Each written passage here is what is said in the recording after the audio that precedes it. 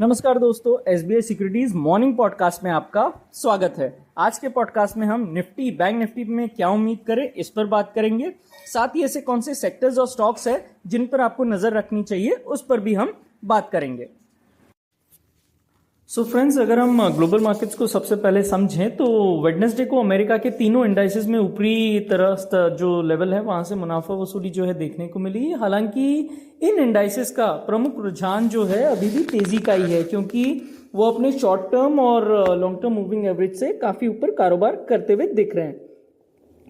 S&P 500 के लिए 5230, 5250 ये जो जोन है फ्रेंड्स, ये एक सपोर्ट के रूप में कार्य करेगा। जबकि ऊपर की ओर अगर हम देखें 5330 के अगर ऊपर S&P 500 टिकता है तो यहाँ पे 5400 और उसके बाद में 5550 तक रैली एक्सटेंड होती हुई नजर आ सकती है।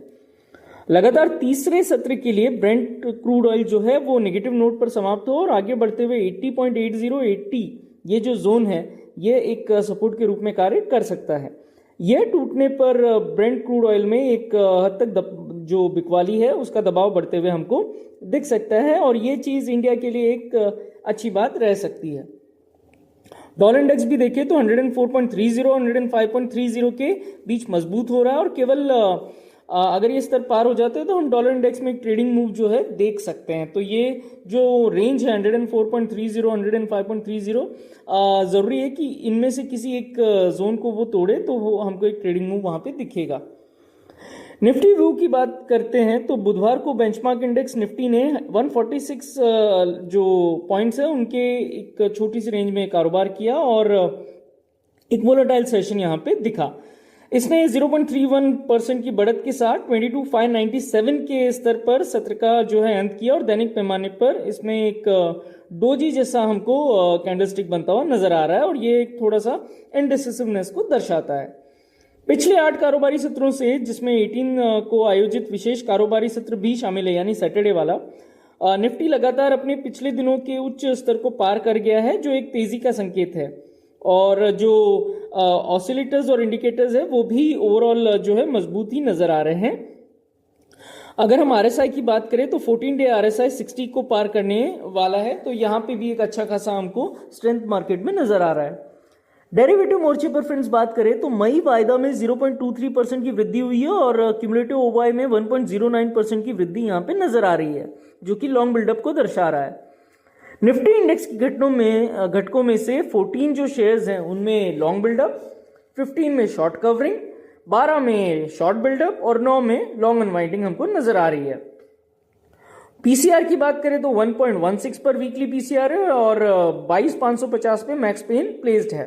वहीं मंथली पीसीआर 1.11 पर है जो कि निफ्टी पर में है एक तरह से बाय ऑन डिप जिसको हम बोलते हैं उसकी जो है रणनीति का संकेत दे रहा है।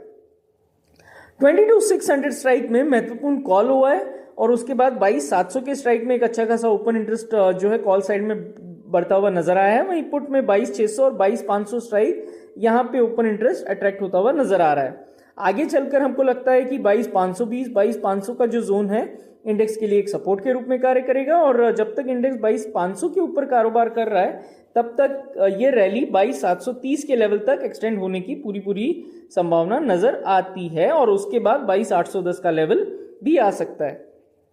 नीचे में 22,490 के नीचे अगर इंडेक्स फिसलता है तो वो अपने 20 EMA लेवल जहां पे प्लेस्ड है यानी 22,378 के लेवल पर सपोर्ट ले सकता है।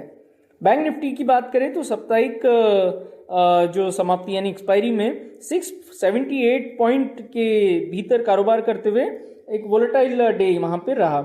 हालांकि इस सत्र के दौरान इंडेक्स अपने 50 EMA से नीचे गिर गया, लेकिन इससे अपने बढ़ते चैनल की निचली ट्रेंड लाइन के करीब समर्थन मिला और कारोबार के अंतिम घंटे में इसमें तेजी आ गई।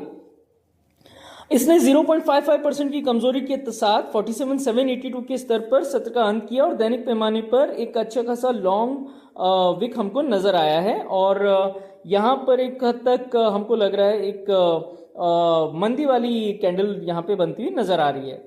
वर्तमान में जो ऑसिलेटर है वो एक हद तक कॉशियस रहने का संकेत दे रहे हैं। आरएसआई रेंज शिफ्ट सिद्धांत के अनुसार दैनिक आरएसआई पिछले 12 कारोबारी सत्रों से 40 से 60 के बीच घूम रहा है। इसके अतिरिक्त पिछले 3 सत्रों में 20 और 50 EMA में गिरावट आई है, जो आने वाले कुछ सत्रों में एक हद तक हमको लगता है कि रेंज बाउंड ट्रेड को जन्म दे सकता है। डेरिवेटिव मोर्चे पर बात करें तो मई वायदा में 0.37% की गिरावट आई है और वर्तमान और अगली और दूर की श्रृंखला का जो OI यानी क्यूमुलेटिव OI है वो 1.07% से कम हो गया है। 48,500 इन स्ट्राइक में अच्छा खासा ओपन इंटरेस्ट बिल्डअप होता हुआ दिखा है कॉल साइड में, वहीं 47,500 और 47,000 की स्ट्राइक में पुट में ओपन इंटरेस्ट बिल्डअप नजर आ रहा है और जो मंथली PCR है वो 0.76 पर प्लेस्ड है। आगे चलकर 47,550, 47,600 का जो जोन है ये इंडेक्स के लिए महत्वपूर्ण सपोर्ट के रूप में कार्य करेगा। वहीं 47,550 से नीचे जो है 47,250 के लेवल आ सकते हैं। वहीं ऊपर की ओर 48,100, 48,150 एक रेजिस्टेंस के तौर पे कार्य कर सकता है। बुधवार को अगर हम इंडिया विक्स की बात करें तो 1.57% की गिरावट वहां पे हुई और 21.46 पर वो बंद हुआ। इसके नॉर्थवर्ड जर्नी जो है जारी रहने की संभावना है, क्योंकि ओवरऑल चार्ट जो है वो काफ़ी मजबूत है और 23 का लेवल भी ये पार करने की क्षमता रखता है और उसके बाद 24.50 के लेवल्स आ सकते हैं। तो विक्स जो है ऊपर की तरफ जाने की संभावना नजर आ रही है। अगर हम एडवांस डिक्लाइन रेशो की बात करें तो वह फ्लैट रहा कल के दिन। वहीं वर्तमान में निफ्टी इंडेक्स के जो कंपोनेंट है उसमें 64% स्टॉक अपने 20 EMA लेवल से ऊपर कारोबार कर रहे हैं, जो कि पिछले वर्ष में एक महत्वपूर्ण वृद्धि को दर्शाता है। 9 मई 2024 को ये 28% था। ये विशेष रूप से चुनिंदा शेयरों में जो खरीदारी है उसमें स्पष्ट रूप से वृद्धि का संकेत दे रहा है। सेक्टर्स की बात करें तो कुछ रक्षात्मक क्षेत्र जो सेक्टर्स है उनमें बुधवार को तेजी दिखी। इनमें हम फार्मा की बात कर सकते हैं, FMCG देख सकते हैं, हेल्थ केयर देख सकते हैं। तो वहाँ पर एक अच्छा खासा हमको तेजी कल देखने को मिला और ये पॉसिबिलिटी है कि ये अपनी नॉर्थवर्ड जर्नी को वापस आगे कंटिन्यू करे। FMCG जो इंडाइसेस है उसने 20 EMA लेवल के पास एक मजबूत आधार बनाया है और स्मार्ट रिबाउंड भी यहाँ पे देखने को मिला है। इन क्षेत्रों में अल्पावधि में निफ्टी इंडेक्स को समर्थन मिलने की संभावना है और अगले कुछ कारोबारी सत्रों में निफ्टी रियल्टी, निफ्टी CPSE और निफ्टी PSE इनका प्रदर्शन भी बेहतर जारी रह सकता है। FIDI डेटा की बात करें फ्रेंड्स तो 686.04 करोड़ रुपए की उन्होंने खरीदारी की, वहीं 961.91 करोड़ रुपए की DI ने खरीदारी की।